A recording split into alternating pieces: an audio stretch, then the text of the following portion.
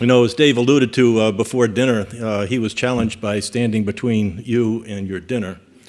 I'm standing between you and a good night's sleep. In fact, I'm standing between me and a good night's sleep. So I've cut my slides down to 84, 85, something like that. And so it's a real honor to be with you tonight, to have this opportunity to share an experience we've had at the Brigham and Women's Hospital for some time now.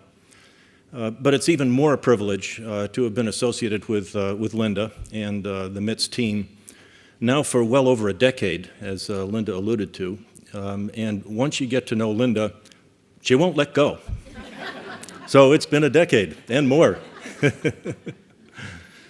But it might be worthwhile just going back a bit and kind of reviewing the organization of MITSS, its foundation, because it underlies a good deal of what we've done at the Brigham in developing our Center for Peer Support and Professionalism. So in 1999, this lovely lady at then age 37 underwent a routine popliteal fossa block, excuse me. Yeah, I know, I was... I had you review these, remember, so. The popliteal fossa is behind the knee, and this is a routine administration of bupivacaine, a local anesthetic behind the knee to provide anesthesia for some routine ankle surgery that Linda was headed for. Within a very short period of time, she sustained a grand mal seizure, underwent cardiac arrest, from which closed resuscitation was not successful. She underwent open resuscitation through a sternotomy on cardiopulmonary bypass, and instead of waking up in the post-anesthesia care unit to go home, she awakened intubated in our cardiac ICU. This was obviously not in the cards. Linda was ultimately discharged home, but discharged home just to begin her recovery. So the patient was Linda. The anesthesiologist was a man named Rick Van Pelt. And Rick subsequently wrote an article describing his feelings at the time.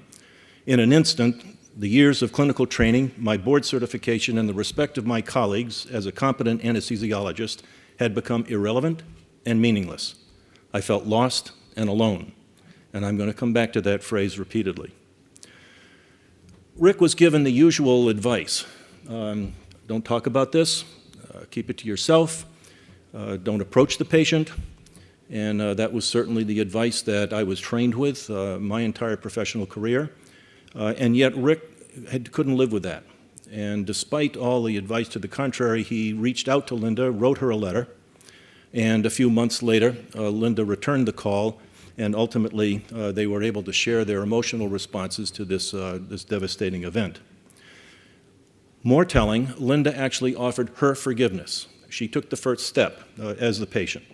And some year and a half later, they met, and that was the foundation of this organization. The mission, of course, supporting healing and restoring hope. The surgeon at the time was Mike Wilson, who's one of our foot and ankle surgeons, a wonderfully compassionate individual.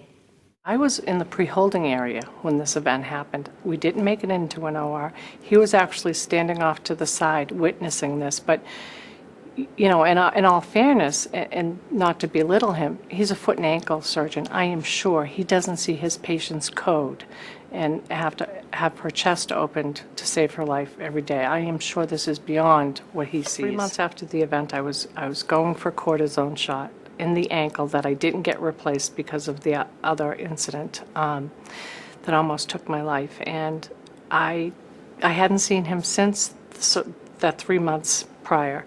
Went into the office, and we were joking around, you know, of course, ignoring the pink elephant in the room. And finally I said, I think we should probably talk about what happened. And he said, yeah, I think we should too. And he said, Linda, let me tell you about that day. Let me tell you what that day was like for me. And he said it was burned in his memory like the birth of his children. However, those were joyous occasions. This was not. And then he said, you know, Linda, you're a miracle from God. And I said, yeah. I had been being referred to as a miracle for quite some time. And then he said, "No, Linda." And he pointed up to the sky and he said, you are a miracle from God. And he started to cry. It took me about a minute to kind of get my breath and realize that I was seeing something that I was really privileged to see. And it was amazing because at that point, he got up, he went to the door, he took a deep breath, and it was almost as if you could see the shutter physically come down. And he said, "Well, I have to get back to my patients." And it was in that moment that I knew that, he had a room full of patients to get to. He couldn't go there. But I wondered, was he getting any support anywhere? So Linda is about the patient and supporting, no question about it, but clearly also compassion for the caregiver and wondering whether we were providing support for the clinicians. And she has written about this, and it's that aspect of MITSS that I'd like to dwell on tonight and tell you a little bit about what we've done at the Brigham. Part of this whole effort has been shared by a number of organizations, not the least of which is MITSS. In putting these films together, CRICO, in putting these films together, Tom Ogello, who has been a wonderful producer and produced these wonderful videos, gave me the clips, which I dutifully edited. He gave it to me on a software program that I downloaded on my Windows PC that I then transferred from Windows Outlook 03 to WMV to movie format. That then I had to work with Microsoft 08 for Mac at home on my PowerPoint. I gave the slides to MITSS, and Linda couldn't open it on her program, of course. Then I went back to my Mac, and I converted the iMovie 08 to AVI format, and the films went south. It was a mess. I needed support. So I thought about several mechanisms. This wouldn't last long enough, though, to get me through. Well, how about Prozac? No, that's going to last much too long. But at any rate, I actually took my computer out to the office at 830 Boylston, and in about 10 minutes, Linda had it all figured out with PowerPoint 210. So it looks good. So far, I think we're in reasonably good shape. As a chief medical officer in a large academic setting, it is our job to provide safe, efficient, high-quality care for all of our patients. And that care is ensured by a medical staff performing at the top of their game to the highest level of their abilities. And anything that interferes with that level of performance is of major concern to me and to the institution, because it impairs to one degree or another the caliber of care that we're giving. So several years ago, we began to develop a program in professionalism, and then we've added elements to it and ultimately formed the Center for Professionalism and Peer Support, and we appointed Joe Shapiro, who's here with us tonight, as its first director.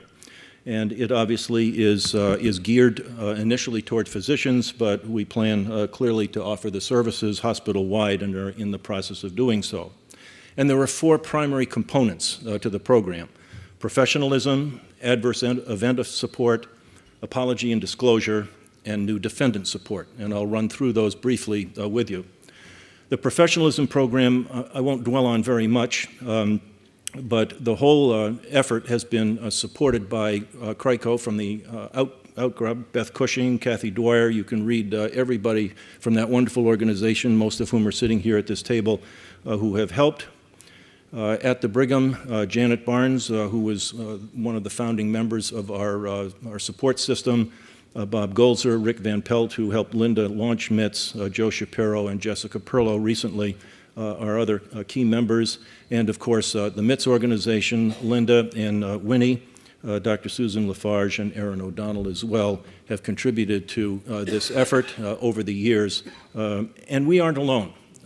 During the last decade, there are many such support systems that have evolved at a variety of different universities. We were certainly among the first, but we certainly don't stand alone, mercifully. As I said, I'm not going to dwell on professionalism very much, other than to say that it sets a tone, basically reinforcing the major tenets that we all learned in nursery school, if not before, like do unto others, or wear your brother's moccasins, needs to be reinforced from time to time. In fact, we've made a program that we have developed mandatory for credentialing. You can't be on the medical staff unless you've gone through this course, and that at least sets some expectations, number one, against which we can hold people accountable, but it also sets a tone. It says, you know, we care about each other, and that should spill over into the other programs that I'll tell you a little bit more about. The ACGME, the organization that accredits our training programs, has embraced professionalism as one of the 6 core competencies, along with interpersonal and communication skills. The last 3 of those on this list were added in '03, interestingly enough. The first 3, we were pretty good technically, but there were other elements of our training that were left off the board that are now permanently reinstated. Adverse event support that you've heard so much about tonight is a critical issue for us.